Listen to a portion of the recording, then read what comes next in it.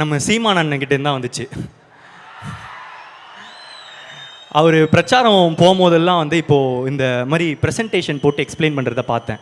ஆக்சுவலாக எனக்கு ரொம்ப பிடிச்சிருந்துச்சி. சொல்கிறதெல்லாம் கொஞ்சம் புரியுது. ஸோ இந்த ஐடியா நல்லா இருக்கே அப்படின்னு சொல்லிட்டு அந்த விதையை நான் எடுத்துக்கிட்டேன். ஸோ சீமான் சார்கிட்ட இந்த மாதிரி நிறைய நல்ல குவாலிட்டிஸ் இருக்குது. நான் போய் சாப்பிட போனேன்னா அவரே சமைச்சு எடுத்துகிட்டு வருவார். எடுத்துகிட்டு வந்து தம்பிக்கு இதை வச்சியா, தம்பிக்கு அதை வச்சியா, தம்பி சாப்பிட்டாரா, இதை சாப்பிட்டாரா அப்படின்னு சொல்லிட்டு கேட்பாரு. அந்த கேட்டு திறந்து அங்கே போகலாமா, அந்த ரேம்புக்கு போகலாமா?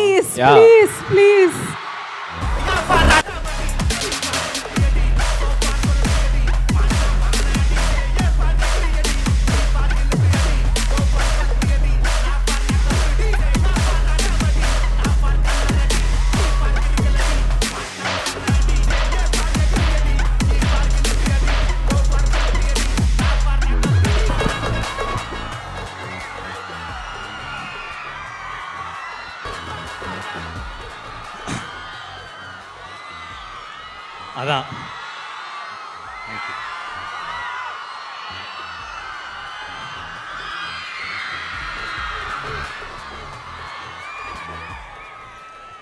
இல்லை, இவ்வளோ தூரம் வந்துட்டு இவ்வளோ பக்கம் வராமல் போனா எப்படி?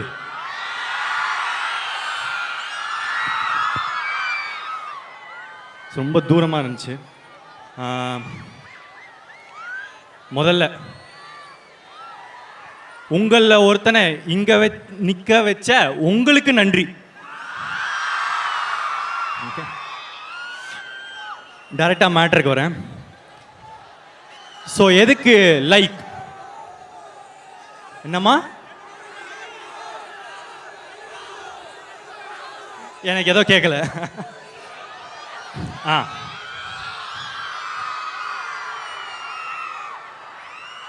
சரி. ஸோ ஏன் லைக்? அதுக்கு ஒரு குட்டி ஃப்ளாஷ்பேக் இருக்கு. நான் வந்து உங்களை மாதிரி காலேஜ் படிச்சுட்டு இருக்கும் போது எனக்கு ஒரு எக்ஸ் கேர்ள் ஃப்ரெண்ட் இருந்தா. அவன் என்னன்னா பெங்களூர்ல இருந்தா. ஸோ நான் ஒரு நாள் பெங்களூருக்கு போய் நானும் அவளும் படம் பார்த்தோம். என்ன படம்? நானும் ரவுடிதானோட ஃபர்ஸ்ட் டே ஃபர்ஸ்ட் ஷோ பார்த்துட்டு நாங்கள் பயங்கரமாக என்ஜாய் பண்ணோம். அன்னிலேருந்து என்னோட காலேஜில் எக்கோ ரொம்ப அதிகமாக இருக்கு. ஒரே செகண்ட். அன்னிலேருந்து என்னோட காலேஜில் வந்து என்னை யாருன்னா வந்து கேட்டாங்கன்னா உங்களுக்கு பிடிச்ச டைரக்டர் யார் அப்படின்னு கேட்டால் நான் வந்து அதில் விக்னேஷ் சிவன் சார் பேரும் சொல்லுவேன். நான் வந்து ஸ்டேஜ்லேயே போய்க்கிறேன். ஏன்னா என் புறமண்டையிலேருந்து சவுண்டு கேட்டுக்கிட்டு இருக்கு, ரொம்ப டிஸ்டர்பிங்காக இருக்கு.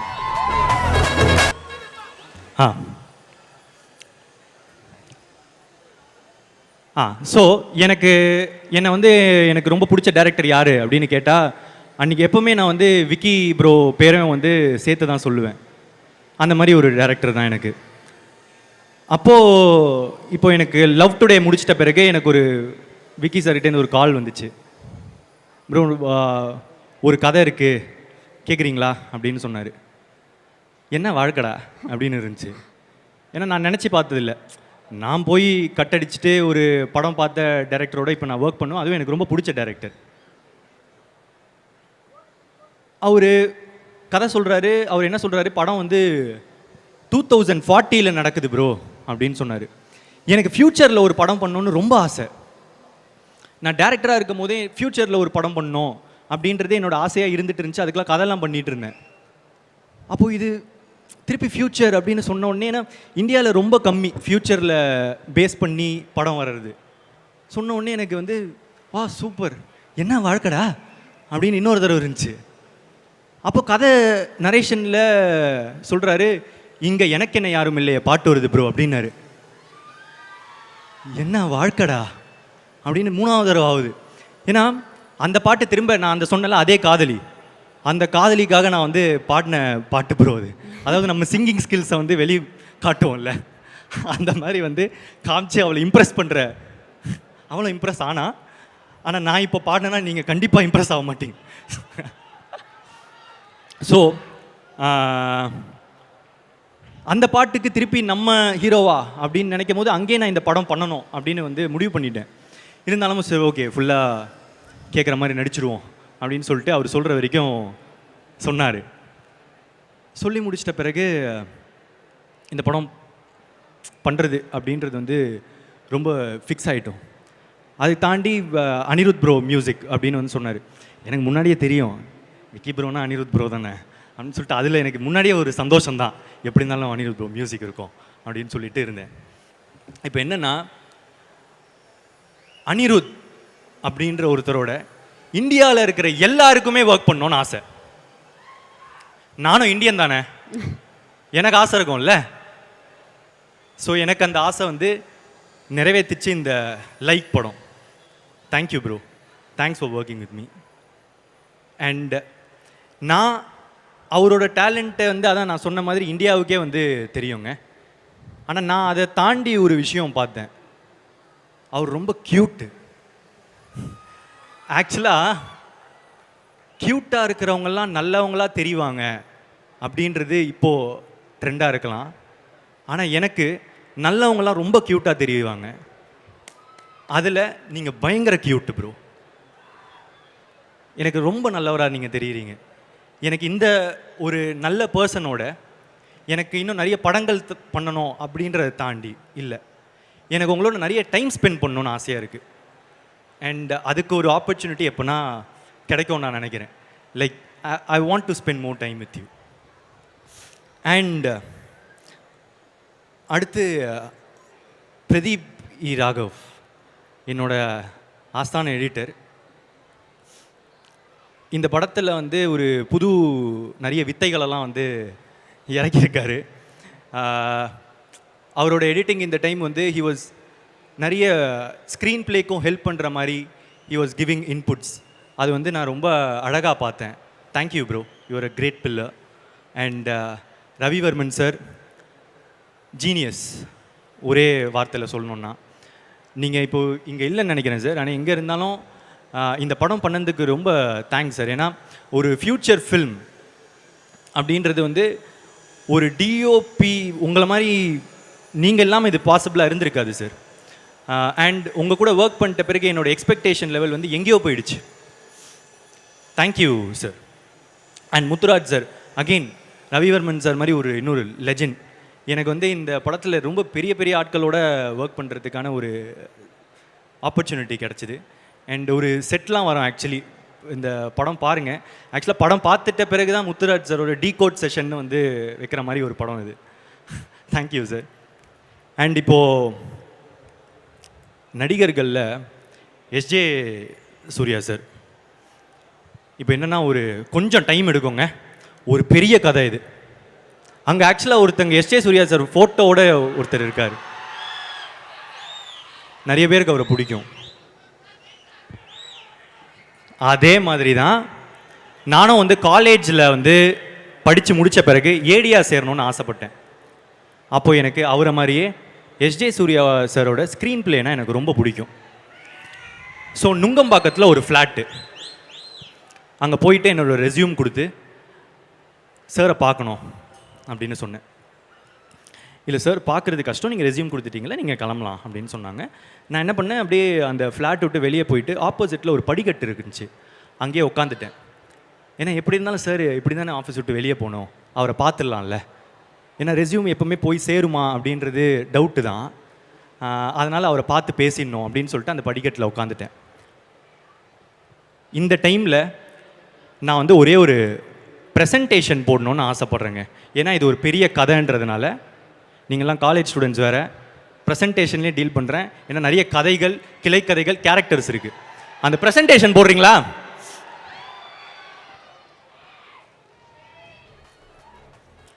இப்போது அடுத்த ஸ்லைடுக்கு போங்க. இவர் உங்களுக்கு இப்போ இருக்கிற காலேஜ் பசங்களுக்கு தெரியுது கொஞ்சம் கஷ்டம், ஆனால் நான் ஸ்கூல் படிக்கும் போது இவர் ரொம்ப ஃபேமஸ். ஜோ அப்படின்ற ஒரு கேரக்டர் கனா காணும் காலங்கள் சீரியலில் பண்ணியிருந்தாங்க. எனக்கு இவர் ரொம்ப பிடிக்கும், யுத்தன் பாலாஜி. இவர் வந்து அந்த ஆஃபீஸ்க்கு போகிறாரு. இவர் போன உடனே எச்.ஏ. சூர்யா சாரும் போய் டைனிங் டேபிளில் உட்காடுறாங்க. அவங்க 2 பேரும் சாப்பிட்றாங்க. இப்போ அவங்க சாப்பிடும் போது அவங்க டைனிங் டேபிளுக்கு வந்ததுனால அவங்களுக்கு வாசல் தெரியும். இப்போது நான் அதனால் போய் வாசல் பக்கத்தில் நிற்கிறேன். நம்ம முகம் பார்த்து நம்மளை கூப்பிட மாட்டாங்களா அப்படின்னு சொல்லிட்டு அங்கே நிற்கிறேன்.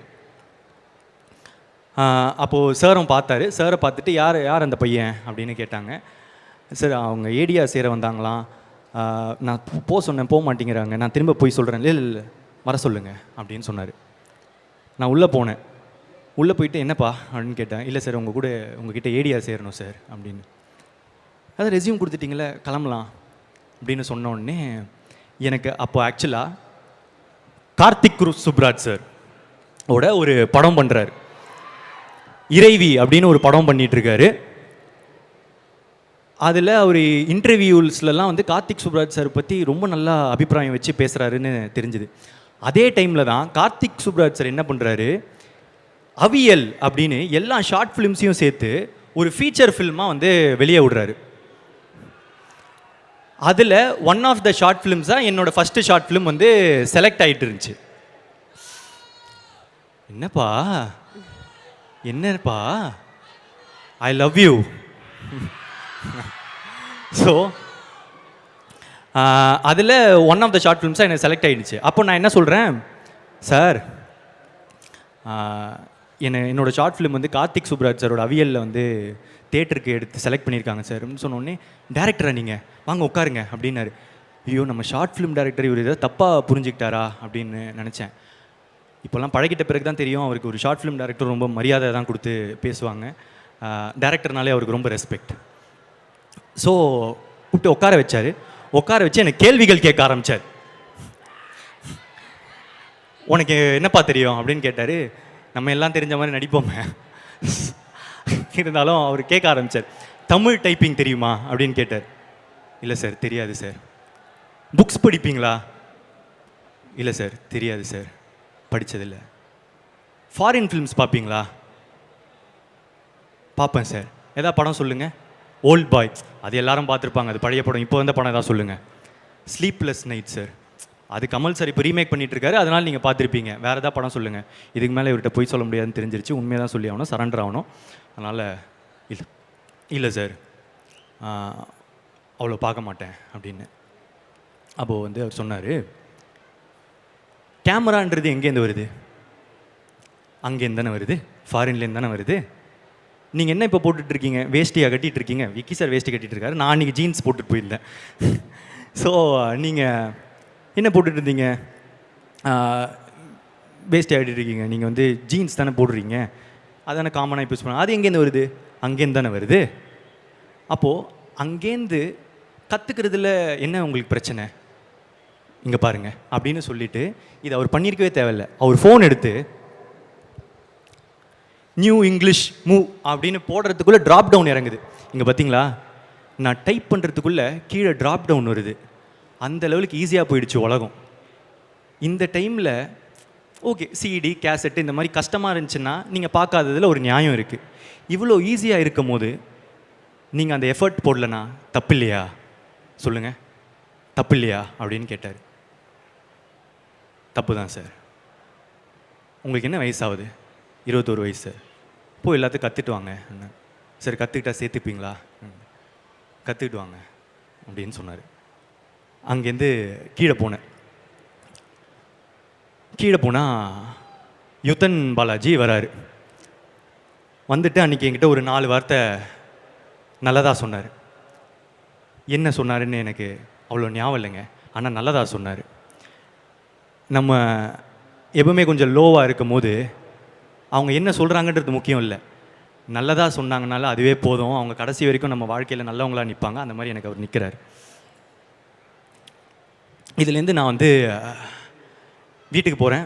வீட்டுக்கு போனதுலேருந்து அவர் சொன்ன லைன் எக்கோவாக கேட்குது. ஃபாரின் ஃபிலிம்ஸ் பார்ப்பீங்களா? ஃபாரின் ஃபிலிம்ஸ் பார்ப்பீங்களா? ஃபாரின் ஃபிலிம்ஸ் பார்ப்பீங்களா? ஃபாரின் ஃபிலிம்ஸ் பார்ப்பீங்களான்னு. ஸோ அப்போதுலேருந்து 1.5 வருஷத்துக்கு நான் வந்து காலையில் ஆஃபீஸ் போவேன், ஈவினிங் வருவேன். ஈவினிங் வந்துட்டு ஒரு ஃபாரின் படம், எல்லா லாங்குவேஜ், ஜெர்மன், ஃப்ரெஞ்சு, ஈரான், இந்த மாதிரி எல்லா இதுவும் பார்க்க ஆரம்பித்தேன். அப்போ தான் எனக்கு தெரிஞ்சது, ஓகே ஈரானியன் ஃபிலிம்ஸ்னால் வந்து ரியலிஸ்டிக்காக இருக்கும் போல், ஃப்ரெஞ்ச் ஃபிலிம்ஸில் எடிட்டிங் சூப்பராக இருக்கும் போலன்னு என்னோடய பெர்ஸ்பெக்டிவே வைட் ஆகிடுச்சு. நிறைய கற்றுக்கிட்டேன். அந்த 1.5 வருஷம் கழிச்சுட்டு வேல்ஸ் காலேஜ் யூனிவர்சிட்டியில் போயிட்டு வேல்ஸ் இன்டர்நேஷ்னல் ஃபில்ம் இன்டர்நேஷ்னலில் போயிட்டு ஒரு படம் சைன் பண்ணுறேன். அது வேறு கதை, இன்னொரு நாள் சொல்கிறேன். ஸோ அவங்க போய் சைன் பண்ண அவங்க சொல்கிறாங்க, நீங்கள் ஒரே ஒரு ஹீரோ மட்டும் நம்ம லாக் பண்ணிட்டா இந்த ப்ராஜெக்ட் டேக் ஆஃப் ஆகிடும். இப்போ நான் போகிறேன், நமக்கு சினிமாவில் யாருமே தெரியாது, ஐடி காலேஜ் ஒரு பேக்ரவுண்ட் இல்லை. ஸோ என்ன பண்ணுறது, ஹீரோ எங்கே நின்னு சொல்லி யோசிச்சுட்டு இருக்கும்போது எனக்கு ஒரே ஒருத்தர் சினிமாவில் தெரியும். அவர் என் காலேஜ் சீனியர், நாளைய இயக்குனர்லாம் வந்து பண்ணியிருக்காரு, அதனால் அவருக்கு கொஞ்சம் கான்டாக்ட்ஸ் இருக்குது அப்படின்னு போனேன். அஸ்வத். அவர்கிட்ட போயிட்டான்னா, எனக்கு வந்து எஸ்ஜே சூர்யா சார்கிட்ட கதை சொல்லணுன்னு ஆசையாக இருக்குது, எதாவது வழி இருக்கா அப்படின்னு கேட்டேன். மச்சான் இருறா அப்படின்னு சொல்லிட்டு போனார், பக்கத்து ரூமுக்கு போனார். போயிட்டு கால் முடிச்சு, என்ன யாருக்கு கால் பண்ணார் தெரியுமா? ஸ்ரீகார்த்திக். இவங்க வந்து ஒரு கணம் படத்தோட டைரக்டர். இவர்கிட்ட பேசிட்டு வந்து என்கிட்ட வந்து சொன்னாங்க, மச்சான் நான் ஸ்ரீகார்த்திக்னு எனக்கு ஒரு ஃப்ரெண்ட் இருக்கான், அவன் வந்து ட்ரீம் வாரியர்ஸில் ஒரு படம் பண்ணுறான். அவன் அதே ட்ரீம் வாரியர்ஸ் வந்து மான்ஸ்டர்னு ஒரு படம் பண்ணுறாங்க. அந்த மான்ஸ்டரில் ஹீரோ வந்து எஸ்ஜே சூர்யா சார் தான். ஸ்ரீகார்த்திக் என்ன சொல்கிறான், அவனால் உன்னை வந்து அந்த செட்டுக்கு கூப்பிட்டு போக முடியுமா, அதுக்கு மேலே உன்னோடது தான்டா அப்படின்றான். நான் ஓகே நான் போதும்ண்ணா அப்படின்னு. இப்போ இங்கே என்னென்னா, பசங்க அவங்க ஃப்ரெண்டுக்கு மட்டும் ஹெல்ப் பண்ண மாட்டாங்க, அவங்க ஃப்ரெண்டோட ஃப்ரெண்டோட ஃப்ரெண்டோட ஃப்ரெண்டோட ஃப்ரெண்டோட ஃப்ரெண்டோட ஃப்ரெண்டுக்கும் ஹெல்ப் பண்ணுவாங்க. அவ்வளோதான் பசங்க. அந்த மாதிரி தான் ஸ்ரீகார்த்திக்கு, அந்த மாதிரி தான் அஸ்வத், 2 பேரும் என்னை ஹெல்ப் பண்ணாங்க. என்னை கூப்பிட்டு போய் அந்த செட்டில் நிற்க வச்சாங்க. வெயிட் பண்ணிகிட்டு இருந்தோம். எஸ்ஜே சூர்யா சார் வந்தார். வந்த உடனே நான் போய் பேசினேன். சார் நான் இந்த மாதிரி வேல்ஸில் வந்து சைன் பண்ணியிருக்கேன், உங்ககிட்ட கதை சொல்லணும் சார் அப்படின்னு. சரிப்பா நான் கேட்டுறேன்னாரு. ஆனால் எனக்கு ஆக்சுவலாக நம்பிக்கை இல்லை.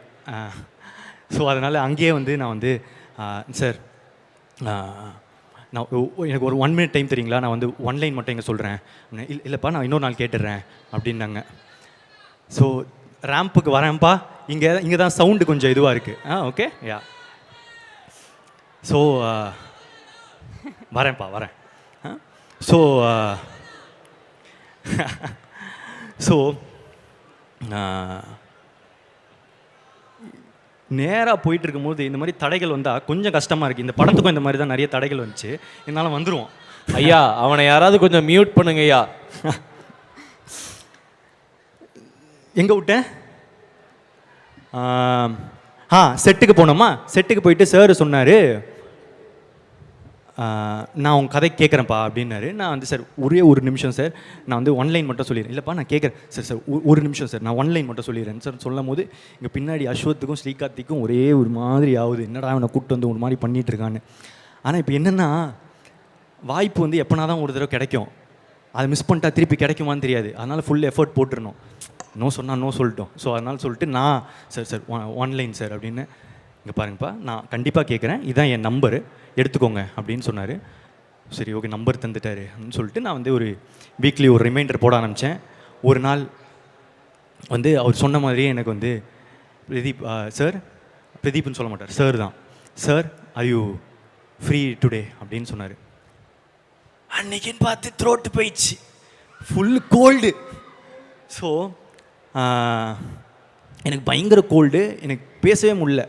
இப்போ நான் இந்த வாய்ஸில் போய் அவருக்கு வந்து நரேஷன் கொடுத்தா கண்டிப்பாக ஓகே ஆகாதுன்னு எனக்கு தெரியும். ஆனால் அதே டைமில் இந்த வாய்ப்பை தட்டி விட்டுட்டா திரும்ப கிடைக்குமானோ எனக்கு தெரியலை. ஸோ என்ன பண்ணுறேன், அவருக்கு கால் பண்ணி, சார் எனக்கு ஆக்சுவலாக வாய்ஸ் கொஞ்சம் இப்படி ஆயிடுச்சு சார், நான் கொஞ்சம் சார் நம்ம இன்னொரு நாள் மீட் பண்ணலாமா சார் அப்படின்னு சொல்லி கேட்குறேன். ஏன்னா அப்படியே லைவ் ப்ரூஃப் தரேன் நான், அப்போ தான் நம்புவார், இல்லைனா பொய் சொல்கிறேன்னு கூட நினச்சிக்கலாம்ல. ஸோ அவரும் வந்து இல்லைப்பா நான் வந்து உனக்கு நான் இன்னொரு நாள் நான் கண்டிப்பாக கேட்குறேன் அப்படின்னு சொன்னார். இன்னொரு நாள் நடக்குது. அவர் சொன்ன மாதிரியே வந்து are you feeling better today அப்படின்னு சொல்லிட்டு 1 வீக் கழிச்சு என் கேர்ள் ஃப்ரெண்ட் கூட அப்போ அப்படி கேட்டதில்லை. அவர் கேட்டார். கேட்டுட்டு சார் ஓகே சார் நான் வந்துடுறேன் அப்படின்னு சொல்லிட்டு பார்க் ஹயாட் ஹோட்டலுக்கு கூப்பிட்டாரு. அந்த அப்போ தான் நான் வந்து ஃபஸ்ட் டைம் ஒரு 5 ஸ்டார் ஹோட்டலுக்குள்ளே போகிறேன். அந்த கிரெடிட்ஸ் வந்து ஃபுல்லாக எஸ்.ஜே. சூர்யா சாருக்கு தான். பா பயங்கரமாக இருக்குல்ல அப்படின்னு சொல்லிட்டு பார்க் ஹயாட் ஹோட்டலுக்குள்ளே போயிட்டு இந்த ரெஸ்டாரண்ட்டில் கதை சொல்லுன்னு சொன்னாங்க. அவர் மிகப்பெரிய தப்பு பண்ணுறாருன்னு எனக்கு தெரிஞ்சிருச்சு. ஏன்னா நான் கொஞ்சம் லவுடாக நரேட் பண்ணுவேன். நான் வந்து ஆரம்பிச்சு சார் ஓப்பன் பண்ணா அப்படின்னு சொல்லி ஓப்பன் பண்ண இந்த ரெஸ்டாரண்ட்காரங்கெல்லாம் வந்துட்டு சார் கொஞ்சம் கம்மியாக பேசுங்க அப்படின்னா எஸ்.ஜே. சூர்யா சாரே கொஞ்சம் கூச்சப்பட வச்சுட்டேன். சார் கொஞ்சம் சார் ப்ளீஸ் சார் என்ன சார் ஓகே சார் கம்மியாக பேசுகிறேன் சார் அதுக்கப்புறம் என்ன நடந்துச்சுனா சார் அப்படின்னா சொல்லிவிட்டு அப்படியே அந்த கதை போயிட்டு அந்த கதை முடித்த உடனே சார் சொன்னார் ஒரு 4 பாயிண்ட்டு தேவை இந்த படத்துக்கு, அது கொஞ்சம் கம்மியாக இருக்குன்னு நல்லா இருக்குது, ஒரு 4 பாயிண்ட் தேவை அப்படின்னு சொன்னார். சொல்லிவிட்டு நீங்கள் நல்லா நரேட் பண்ணுறீங்க, ஆக்சுவலாக நீங்கள் நல்லா நடிக்கிறீங்க, நான் கவனித்தேன் அப்படின்னு சொன்னார். உங்களுக்கு ஒரு பிரைட் ஃப்யூச்சர் இருக்குது அப்படின்னு சொல்லிட்டு போனார். இப்போ நான் அன்றைக்கி ஃபேஸ் பண்ணது ரிஜெக்ஷன் தான். ஆனால் எனக்கு பிடிச்ச ஒருத்தர் என்னை பற்றி என் மேலே நம்பிக்கையாக ஒன்று சொன்னார்ல, நான் நல்லா வந்துடுவேன்னு. அடுத்த 1.5 வருஷத்துக்கு நான் எப்போ லோ ஆனாலும் நான் அதை மட்டும்தான் யோசிப்பேன். எஸ்.ஜே. சூர்யா சார் எனக்கு பிடிச்ச ஒருத்தர் வந்து சொல்லிட்டாரு நான் நல்லா வந்துடுவேன்னு. இல்லை நான் கண்டிப்பாக நல்லா வந்துடுவேன் அப்படின்னு சொல்லிட்டு என்னையே நான் ஃபியூவலாக எடுத்துக்கிட்டு மோட்டிவேட் பண்ணிக்க ஆரம்பித்தேன். அவரும் நானும் இப்போ சேர்ந்து ஒரு படம் பண்ணுறோம் அப்படின்னு நினைக்கும் போது என்ன வாழ்க்கடா அப்படின்னு எனக்கு வந்து திரும்ப ஒரு ஃபீலிங். இந்த டைமில் என்னென்னா இந்த பறவைங்க இருக்குல்ல, இந்த பறவைங்கள்லாம் பறக்கும் போது விதைகளை வந்து அப்படியே தெரிய விட்டு போயிடுமா. அதனால் ஒரு பெரிய காடே உருவாகும். ஆனால் அந்த பறவைக்கு தெரியாது அதனால தான் அந்த காடு உருவாச்சுன்னு. அந்த மாதிரி நிறைய மனிதர்கள் அவங்களுக்கே தெரியாமல் அவங்க பண்ணுற சின்ன சின்ன விஷயத்தினால மற்ற மனுஷங்க வாழ்க்கையில் பெரிய பெரிய மாற்றங்களை உண்டாக்குறாங்க. அந்த மாதிரி என் வாழ்க்கையில் மாற்றங்களை உண்டாக்கின மனுஷங்க இவங்கெல்லாம் இந்த எஸ்.ஜே. சூர்யா சார் கதையில் இவங்களும் ஒரு பார்ட். அதில் எஸ்.ஜே. சூர்யா சாருக்கு ஒரு மிகப்பெரிய பங்களிப்பு இருக்குது. சார் இந்த டைமில் இருப்பாருன்னு நினச்சேன். ஏன்னா அவருக்கே இந்த கதைலாம் கண்டிப்பாக ஞாபகம் இருக்காது.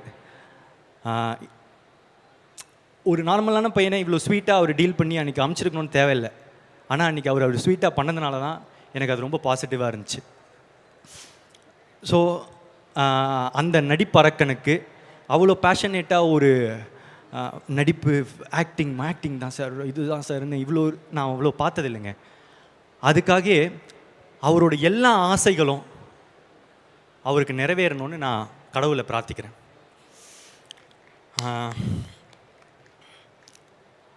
அதை தாண்டி இந்த ப்ரெசன்டேஷன் ஐடியா எங்கேருந்து வந்துச்சுன்னா நம்ம சீமான் அண்ணன்கிட்டேருந்து தான் வந்துச்சு. அவர் பிரச்சாரம் போகும்போதெல்லாம் வந்து இப்போது இந்த மாதிரி ப்ரெசன்டேஷன் போட்டு எக்ஸ்பிளைன் பண்ணுறத பார்த்தேன். ஆக்சுவலாக எனக்கு ரொம்ப பிடிச்சிருந்துச்சி, சொல்கிறதெல்லாம் கொஞ்சம் புரியுது. ஸோ இந்த ஐடியா நல்லா இருக்கே அப்படின்னு சொல்லிட்டு அந்த விதையை நான் எடுத்துக்கிட்டேன். இந்த மாதிரி அவர்கிட்ட நிறைய சீமான் அண்ணன்கிட்ட நிறைய நல்ல குவாலிட்டிஸ் இருக்குது. ஃபார் எக்ஸாம்பிள் எல்லாரையும் ரொம்ப நல்லா பார்த்துப்பாரு. வாண்டா இவன் வேற ஒருத்தன்.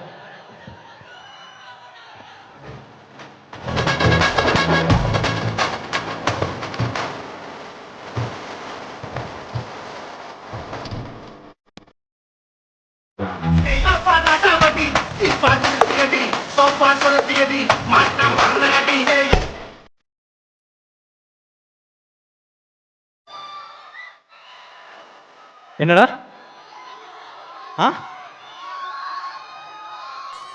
இந்த கண்ணாடி நான் போடணுமா? தூக்கி போடு.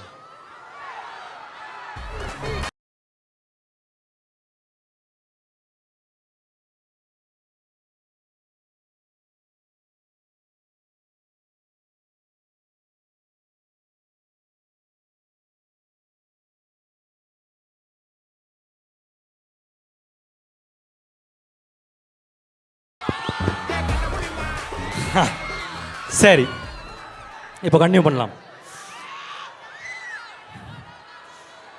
இப்போ என்னன்னா, ஸோ சீமான் சார் கிட்ட இந்த மாதிரி நிறைய நல்ல குவாலிட்டிஸ் இருக்குது. நான் போய் சாப்பிட போனேன்னா அவரே சமைச்சு எடுத்துகிட்டு வருவார். எடுத்துகிட்டு வந்து, தம்பிக்கு இதை வச்சியா, தம்பிக்கு அதை வச்சியா, தம்பி சாப்பிட்டாரா, இதை சாப்பிட்டாரா அப்படின்னு சொல்லிட்டு கேட்பார். இவன் இவன் இவன் வந்து விடமாட்டான் போல இருக்குது. டேய் நான் வரேன்டா.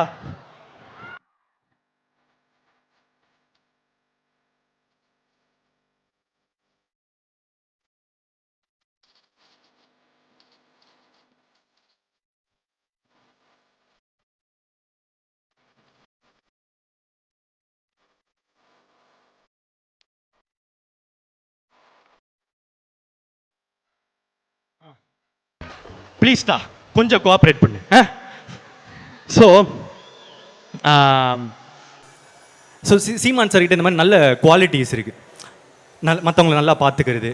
அதுக்கப்புறம் அவர் அறிவை வந்து ரொம்ப ஷோ ஆஃப் பண்ண மாட்டார். அதாவது அவருக்கு இருக்கிற அறிவு வந்து ரொம்ப அதிகம். ஆனால் எனக்கு வந்து அவருக்கு தெரிஞ்ச அளவுக்கு அவ்வளோ விஷயங்கள் எனக்கு தெரியாது. அதெல்லாம் கொண்டு வந்து என்கிட்ட பேச மாட்டார். அதே மாதிரி அரசியல்லேருந்து யாருன்னா வந்தாங்கன்னா அவங்கக்கிட்ட போய் சினிமா பேச மாட்டார். யார் யார்கிட்ட என்னென்ன பேசணுமோ அதை மட்டுமே பேசுவார். அது ஒரு பயங்கரமான குவாலிட்டி. அதை நான் அவர்கிட்டேருந்து அப்சர்வ் பண்ணேன். அதை நான் யூஸ் பண்ணணும்னு நான் நினைக்கிறேன். இந்த மாதிரி சார் ஆக்சுவலாக அவரும் நான் பார்த்த ஒன் க்யூட். ஸோ சீமான் சார், அதுக்கப்புறம் இந்த மாதிரி ஒரு லிஸ்ட் வச்சுருக்கேன். ஒரு செகண்ட்.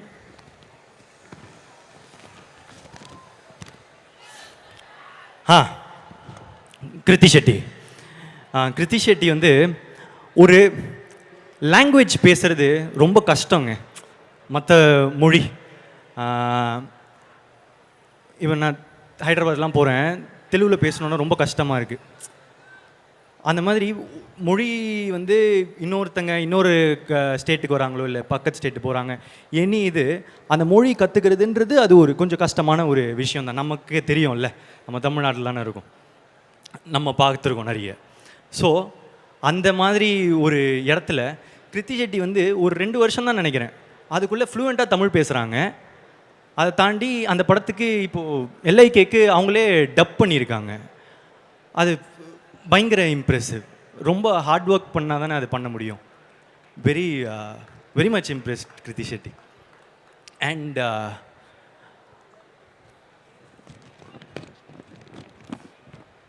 யோகி பாபு சார். யோகி பாபு சாரோட என்னோட 3வது கொலாபரேஷன் இது. ஓப்பன் ஃப்ரெண்டு அப்படின்னு ஒரு கேரக்டர் பண்ணியிருக்காரு. அது ஒரு இன்ட்ரெஸ்டிங்கான கேரக்டராக இருக்கும். அவர் சொன்ன வந்த இடம்லாம் எனக்கு பிளாஸ்ட்டு. நீங்களும் என்ஜாய் பண்ணுவீங்கன்னு நினைக்கிறேன். ஐ லவ் யூ சார். நிறைய பண்ணோம் சார். அண்ட் கௌரி கிஷன், உங்களோட அந்த ஒரு ப்ரெஸ் ரிலீஸ், ப்ரெஸ் மீட், அந்த இது நீங்கள் எதிர்த்து நின்ன விஷயம் எனக்கு ரொம்ப பிடிச்சிருந்துச்சி. ஸோ அதுக்கு வாழ்த்துக்கள். அண்ட்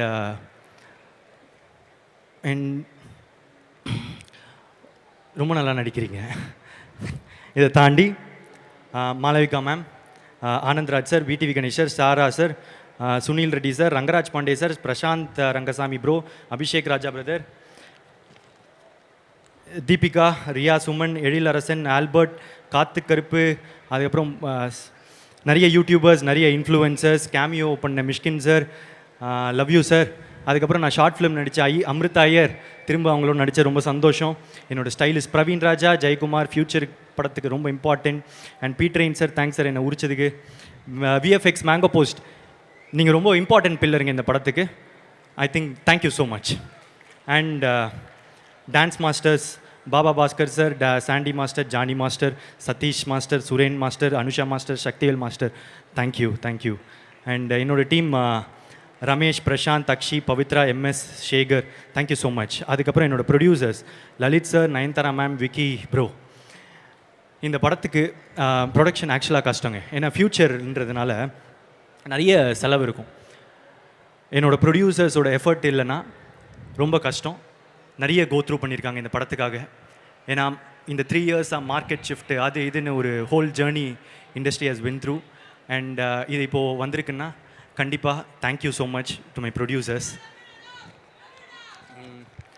அதை தாண்டி இப்போது லைக் பற்றி நான் ஒன்று சொல்லணும்னு நினச்சேன். ஆக்சுவலாக அந்த நேற்று தெலுங்கு ப்ரெஸ் ரிலீஸில் ஏஐ யூஸ் பண்ணி ஒன்று பண்ணேன். அதுவும் பண்ணலான்னு பார்த்தா எனக்கு கொஞ்சம் இன்டர்நெட் கொஞ்சம் கம்மியாக இருக்குது.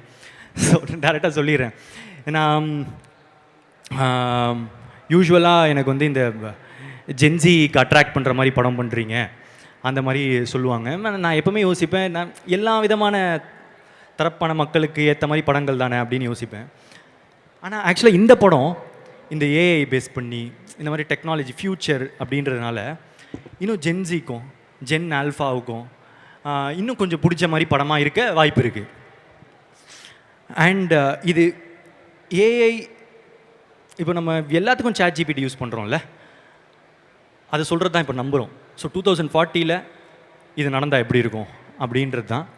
ஸோ இது என்னடா கொஞ்சம் ஃபார்வர்டாக இருக்கே, நமக்கு புரியுமா அப்படின்ற ஏரியா இருந்துச்சுன்னா, இதோட ட்ரீட்மெண்ட் வந்து நல்லா கமர்ஷியலான விக்கி ப்ரோ ஸ்டைலில் இருக்கிற ஒரு படம்.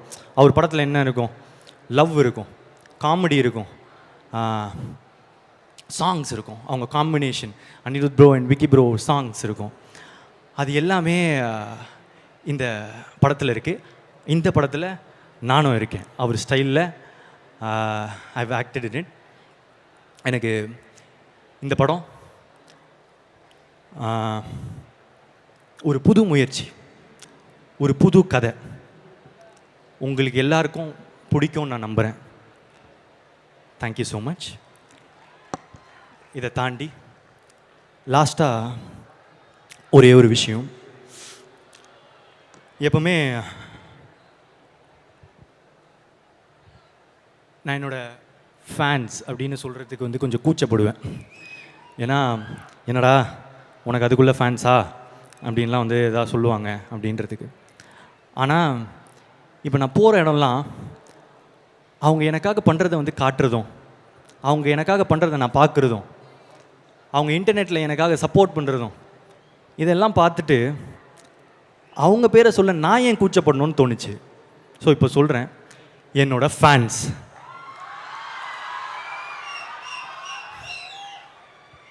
உங்கள் எல்லாருக்கும் ரொம்ப நன்றி. நீங்கள் இல்லாமல் நான் இல்லை. I love you so much. டேய் தம்பி, முக்கியமாக உனக்குடா, ஐ லவ் யூடா. தேங்க்யூ. I love you.